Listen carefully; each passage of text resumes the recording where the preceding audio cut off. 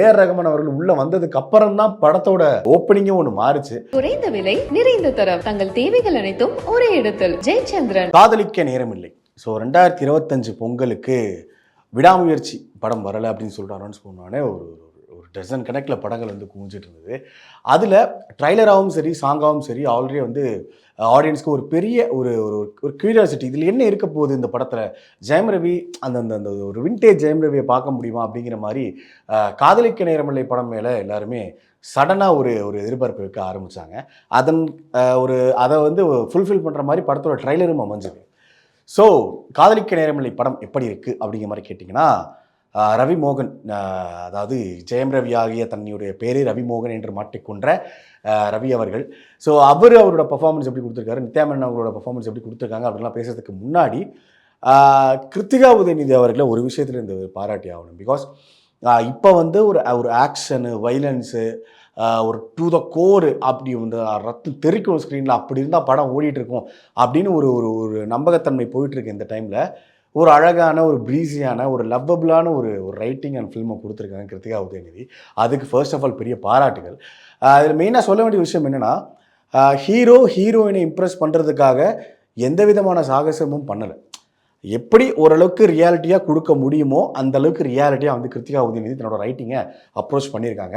And அந்த ரைட்டிங்க்கு உயிரோட்டம் கொடுக்குற மாதிரி ரவி அவர்களும் நித்யா மேனன் அவர்களும் வந்து ரெண்டு பேரும் மாறி மாறி நடிச்சிருக்காங்க. அதில் எஸ்பெஷலி சொல்லப்பட வேண்டிய ஒரு பர்ஃபார்மன்ஸ், நோட் பண்ணப்பட வேண்டியதுன்னா நித்யா மேனன் அவர்களோட பர்ஃபார்மன்ஸ் தான்.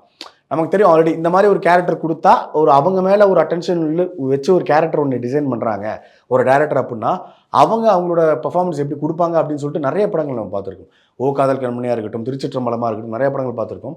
அந்த வரிசையில் ஒரு நல்ல ஒரு லவ்வபிளான ஒரு பர்ஃபார்மன்ஸ் அதில் கொடுத்துருக்காங்க. ஒரு மெச்சூர்டான ஒரு பர்ஃபார்மன்ஸ் தெரியுது இதில், ஆப்வியஸாக எல்லா படங்களையும் பார்க்குற மாதிரி. ஸோ கதையோட்டம் பொறுத்தளவுக்கு இந்த ரெண்டு மெயின் கேரக்டர் சித்தார்த் அந்த வந்து ஸ்ரேயா அப்படின்னு சொல்லிட்டு ரெண்டு முக்கியமான மெயின் கேரக்டர்ஸ்.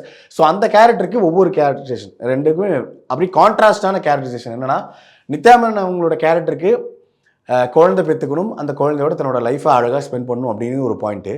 இந்த சைடு பார்த்தீங்கன்னா குழந்தையை பெற்றுக்கக்கூடாது அப்படிங்கிற மாதிரியான ஒரு பாயிண்ட்டில் ரவி அவர்களோட கேரக்டர். இந்த ரெண்டு கேரக்டரும் ஒரு பாயிண்டில் மீட் ஆகுது. அது வந்து வாண்டடாக மீட் ஆகலை, ஒரு சுச்சுவேஷன் கிரியேட் ஆகி ஒரு பாயிண்டில் வந்து மீட் ஆகுது. அந்த மீட்டிங் பாயிண்ட் ரொம்ப அழகாக இருந்தது. இவங்க ரெண்டு பேர்த்துக்கு உண்டான அந்த கனெக்டை வந்து யோசித்த விதம் வந்து ரொம்ப அழகாக இருந்தது. அதனால வந்து ஸ்டார்டிங்கை கிருத்திகா உதயநிதி அவங்க வந்து பாராட்டினேன். ஏன்னா ஒரு ரைட்டிங்காக வந்து எப்படி வேணால் கனெக்ட் பண்ணிக்கலாம். இதுக்கு முன்னாடி எவ்வளோ லவ் ஃபிலிம்ஸ் பார்த்துருக்கோம். இது ஹீரோ வந்து ஹீரோயின் எப்படி மீட் பண்ணுவார், அப்படி இந்த மலையில் பார்ப்பார், ஒரு ட்ரமேட்டிக் ஷார்ட்டாக ஒன்று இருக்கும் அப்படிங்கிற மாதிரி. ஆனால் எதுவுமே இல்லாமல் ஓரளவு ரியாலிட்டியோட மிங்கிள் பண்ணி ஒரு மீட்டப் ஒன்று மாதிரி வச்சது வந்து ரொம்ப அழகாக இருந்தது. அது வந்து இந்த ஜென்ரேஷனுக்கு ஏற்ற மாதிரி அக்செப்ட் பண்ணியிருக்காங்க. ஒரு நம்பகத்தன்மை கொடுக்கணும் அப்படிங்கிறதுக்காக இந்த ஜென்ரேஷனோட ஒரு சில மைண்ட் செட் எப்படி இருக்கோ அதை புரிஞ்சுக்கிட்டு கிருத்திகா உதயநிதி அவர்கள் தன்னோட ரைட்டிங்கை எழுதியிருக்காங்க. ஸோ இந்த ரெண்டு கேரக்டர் தாண்டி இன்னும் அப்ரிஷியேட் பண்ண வேண்டிய ஒரு முக்கியமான கேரக்டர் அப்படின்னா வினய் அவர்களோட கேரக்டர். இந்த படத்துக்கு எவ்வளோ பெரிய இம்பேக்ட் கிரியேட் பண்ணிச்சு வினய் அவர்களோட கேரக்டர் அப்படிங்கிறது அவரோட கேரக்டர் வைஸாக சொல்லணும். வினய் அவரோட பர்ஃபார்மன்ஸ் எப்படி பண்ணாருன்னு தெரியாது, ஆனால் அவங்களோட கேரக்டரை டிசைன் பண்ணி இப்படி இந்த கேரக்டர் இதனால் ஹீரோ ஒரு விஷயம் பண்ணுறாரு, அந்த ஒரு விஷயம்னால தான் ஹீரோயின் கூட ஒரு மீட்டப்பு அவங்களோட லைஃப் மாறுறதுக்கே ஒரு சின்ன சேஞ்ச் ஒன்று வரும். ஸோ ஏன் வினய் நான் சொல்கிறேன்னா, அவர் இந்த படத்தில் நடிச்சிருக்கிறது அந்த கேரக்டரை அக்செப்ட் பண்ண விதம் அது வந்து ரொம்ப வினய் இப்படி அக்செப்ட் பண்ணார். ஏன்னா நான் கிளைமேக்ஸ் ஒரு பாயிண்ட் போயிட்டுருக்கு. கிளைமேக்ஸில் வினய் அவர்களோட ஒரு மேரேஜ் தான் ஒன்று நடக்கும். அந்த மேரேஜ் நடந்துட்டு இருக்கப்போ கீழே ஆடியன்ஸ் என் பக்கத்தில் உட்காந்தவர் இது எப்படா வினய் அக்செப்ட் பண்ணார் அப்படிங்கிற மாதிரி தான் கேட்டுட்டு இருந்தாங்க. எனக்கும் ஸ்டார்டிங்லேயே அந்த பாயிண்ட் தோணிடுச்சு. இவன் என் ஃப்ரெண்டு, இவனுக்கு குழந்தைங்கன்னா ரொம்ப பிடிக்கும், ஆனால் வந்து இவன் எப்படி அப்படிங்கிற மாதிரி ஜெயம் ரவி அவரோட வாய்ஸ் ஓவரில் வினயோட கேரக்டர் எக்ஸ்பிளைன் பண்ணும்போதே ஆஹா சூப்பர், இது எப்படி அது ரொம்ப ஆச்சரியமாக இருந்தது. அண்ட் வெல்கமிங்காகவும் இருக்குது. ஒரு கேரக்டரை கொடுத்தா அது கரெக்டாக பண்ணணும் அப்படிங்கிறத அவரோட பாயிண்ட் ஆஃப் வியூ ஒன்று இருக்குல்ல, வினோட பாயிண்ட் ஆஃப் வியூ அது தெளிவாக வந்து எக்ஸிக்யூட் பண்ணியிருக்காரு, நல்லாவே பண்ணியிருக்காரு அப்படின்னு தான் சொன்னோம். தென் யோகி பாபு பற்றி சொன்னோம்னா எல்லா படங்களையும் வர மாதிரி ஹீரோட ஃப்ரெண்டாக வராரு.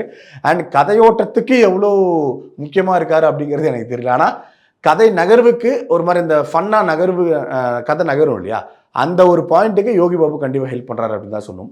அண்ட் காதலிக்க நேரமில்லை படத்தோட மிகப்பெரிய ஒரு புள்ளே இருந்தது என்னன்னா, என்னை இழுக்குதிரி அந்த பாட்டு தான் வந்து ஒரு மேஜர் புல்லாக ஸ்டார்டிங் இருந்தது. அந்த லிரிக்கல் ரிலீஸ் ஆகும்போது ஃபர்ஸ்ட் வந்து அந்த ஜெயம் ரவி அவர்களோட சாமு, ஏஆர் ரஹ்மான் அவர்களோட அந்த வோக்கல் அண்ட் வந்து லிரிக்ஸ், விவேக் அவர்களோட லிரிக்ஸ் அதெல்லாம் சேர்ந்து ஒன்று பண்ணுச்சு இல்லையா, அது வந்து இந்த படத்துக்கு ஃபுல்லாக அப்படி அந்த சாங்கை நம்ம இப்படி பார்த்தோமோ அதே மாதிரி தான் இந்த படத்தை பார்ப்போமானா அப்படிங்கிறது கொஞ்சம் டவுட்டாக தான் இருக்குது. பிகாஸ் படத்தோட ஃபர்ஸ்ட் ஆஃப் வந்து ட்ராவல் பண்ணுற விதம் ஒரு மாதிரி இருக்குது. அந்த அந்த ப்ரோக்கப்பு அது அப்படி ஒன்று பண்ணி இன்டர்வலில் ஒரு பாயிண்ட் ஒன்று ரிவீல் ஆகுது. தென் செகண்ட் ஹாஃபில் பார்த்தீங்கன்னா கம்ப்ளீட்டாக நித்யா மேனன் அவங்களுக்கு ஒரு பையன் ஒன்று பிறந்துருவார். அதை ட்ராவல் பண்ணியே ஒன்று போகுது. அதுதான் பேசிக்காக இந்த 2 கேரக்டரை விட்டு வெளியே எங்கேயும் போகாமல் அவங்கள சுற்றின ஒரு 4-5 கேரக்டர் மட்டும் மெயின் ஃபோக்கஸாக வச்சு வெளியே எங்கேயும் கதை நகர்வு போகாமல் இவங்களுக்குள்ளேயே இந்த படத்தை எடுத்து முடிச்சிருக்காங்க. அதுதான் நான் ஸ்டார்டிங்கில் சொன்னேன். எந்த விதமான ஹீரோயிக் அட்வென்ச்சரஸும் இந்த படத்தில் ரவி மோகன் அவர்களோட கேரக்டர் வந்து பண்ணவே இல்லை. இந்த கதைக்கு என்ன தேவையோ அதை வந்து எமோஷனலாக எப்படி கனெக்ட் பண்ணி நினச்சாங்களோ அதை தெளிவாக பண்ணியிருக்காங்க. ஆனால் அதே தான் அந்த இடத்துலையும் கொஞ்சம் லேக் விட்டுருக்காங்க அப்படின்னு தான் சொல்லணும். பிகாஸ் நம்ம பேசிக்காக இந்த மாதிரி ஒரு லவ் ஃபிலிம் வருது அப்படின்னா வந்து அந்த எமோஷனல் கனெக்ட் அப்படிங்கிறது ஒரு இன்டெப்த்தாக போய் உட்காரும். நான் கம்பேர்லாம் பண்ணல, சும்மா எக்ஸாம்பிளுக்கே சொல்கிறேன்.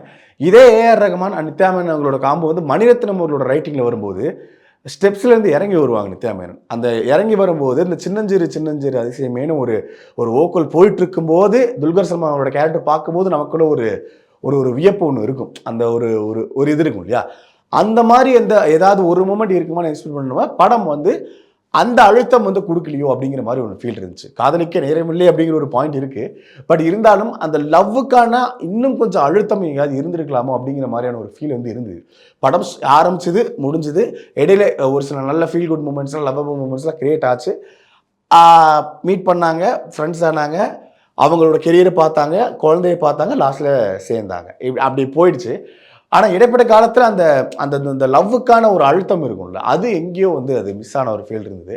ரைட்டிங்கில் எனக்கு இது ஒரு நெருடல் மாதிரி தெரிஞ்சது, ஃபீல் ஆச்சு. பிகாஸ் நம்ம எக்ஸ்பெக்ட் பண்ணது இப்போ வணக்கம் சேனலில் கூட கிருத்திகா உதயநிதி அவங்களோட வணக்கம் சேனல் கூட எடுத்து பார்த்தீங்கன்னா ஒரு சின்ன ஃபீல் ஒன்று இருந்திருக்கும். அது வந்து அப்படி ஒன்று கன்வே ஆகிருக்கும். அது இந்த படத்தில் மிஸ் ஆச்சோ அப்படிங்கிற ஒரு ஃபீல் வந்து எனக்கு பார்க்கும்போது தோணுச்சு.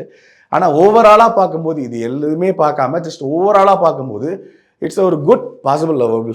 ஆரம்பத்தில் சொன்ன மாதிரியே தமிழ் சினிமாவுக்கு மற்றும் ஒரு நல்ல ஒரு ஃபீலை கொடுக்கக்கூடிய ஃபிலிம். எதுவுமே யோசிக்காமல் போய் உட்காண்டிங்கன்னா என்ன உணர்வு உங்களுக்கு உள்ளே போகிறீங்களோ அது ஒரு மாதிரி ஆஹா ஓகே அப்படின்னு சொல்லிட்டு ஒரு க்ளீனாக்கி விட்டு வெளியே அனுப்புகிற ஒரு மைண்ட் செட் தான் படம் முடிச்சதுக்கப்புறம் உங்களுக்கு இருக்கும். ஏஆர் ரஹ்மான் ஆப்வியஸாக சொல்லவே தேவையில்லை. பிஜிஎம் அண்ட் சாங்ஸ் வந்து இந்த கதைக்கு என்ன தேவையோ ஒவ்வொரு டூவாக எதுவுமே பண்ணாமல் அதுக்கு ஏற்ற மாதிரி அவர் அப்படியே பண்ணியிருக்காரு. ஸோ பட் பிஜிஎம் பொறுத்த வரைக்கும் என்ன சொல்கிறது, நிறைய இடங்களில் பியானோ யூஸ் பண்ணது அந்த லவ்வுக்கு அந்த கதையோட்டத்துக்கு தன்னால் முடிஞ்ச உயிரோட்டத்தை வந்து ஏஆர் ரஹ்மான் அவர்கள் கொடுத்துருக்காரு. அண்ட் மேஜராக இன்னொன்று பார்க்க வேண்டிய விஷயம் வந்து இந்த ஏஆர் ரஹ்மான் அவர்கள் உள்ளே வந்ததுக்கு அப்புறம் தான் படத்தோட ஒரு ஓப்பனிங்கே ஒன்று மாறுச்சு. அது ஃபுல்ஃபில் ஆயிருக்கு காதலிக்க நேரமில்லை பொறுத்த வரைக்கும். ஸோ ஓவராலாக இந்த படம் எப்படி இருக்குது, போய் ஃபேமிலியோட பார்க்கலாமா அப்படின்னு கேட்டிங்கன்னா வந்து கண்டிப்பாக ஃபேமிலியோட போய் பார்க்கலாம். ஸோ நீட்டாக ஒன் டைம் வாட்சபுளாக இருக்கும். தயவு செஞ்சு எதையுமே மைண்டில் எடுத்துக்காதீங்க. படத்தில் இது நொட்டா, இது லாஜிக்கே இல்லையே, இது எப்படிலாம் யோசிக்காதீங்க. நீட்டான ஒரு லவ்வபிள் ஃபிலிம் தமிழ் சினிமாவில் கண்டிப்பாக போய் தியேட்டரில் பார்க்கலாம். ஸோ இதுதான் காதலிக்க நேரமில்லை படத்தை பார்த்து முடிச்சோன்னே எனக்கு தோணுன ஃபீல்.